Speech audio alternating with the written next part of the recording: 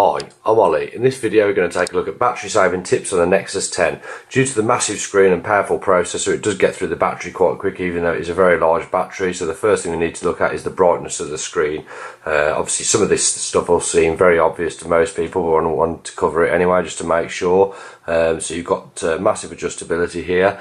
Probably won't stand out that much on camera because the camera will correct for the brightness, but auto seems to work quite well. Or if you really are looking to save battery, if you flick it right down to the bottom, the screen's still kind of usable in most lights unless it's bright, so that's the first thing you want to do. If I just set that back to auto, it should help you see it a bit easier on the camera. So the next thing we'll do, go into settings. So you've got your Wi-Fi, so you can turn that on or off depending on whether you need it. If you don't need the Wi-Fi, it's better turned off. That's going to save you battery. Also the same there with Bluetooth. That's going to use battery. If you're not using the Bluetooth connection, you might as well turn that off. If we just go into more there, you've got aeroplane mode. That will kill any kind of outside connectivity, so that's going to save battery, but obviously you can't access Wi-Fi, Bluetooth and so on. Next thing we've got NFC. So if you turn that off, that'll enable you to save battery, but obviously you do lose the NFC function.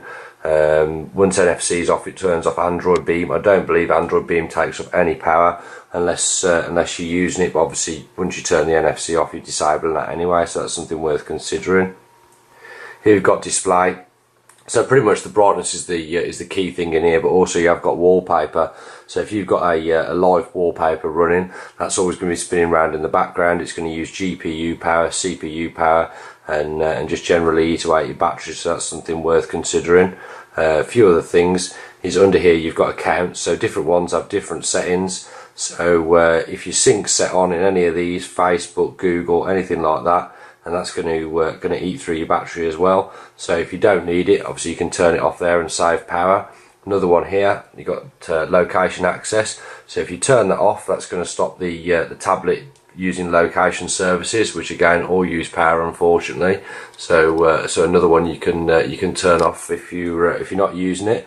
Now the final thing here, we've got battery. So if you go into here, you can see the various applications that are actually using power on your system.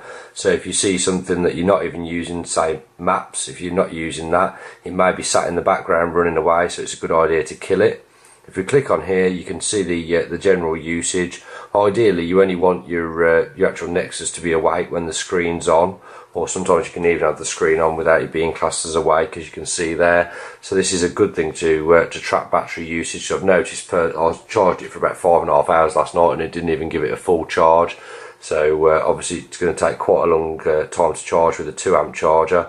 So if you can minimise the battery use, that's going to make it more usable day to day. Overall the battery does seem really good. Just a few simple tips there that will help you get along better day to day.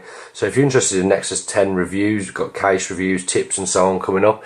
If you subscribe to my channel, I'll keep you updated on all the ones I've got to do over the next few weeks. If this video has helped, if you could like it on YouTube, it'd be much appreciated. Any questions or feedback, just put them below and I'll get back to you as soon as I can. Thank you.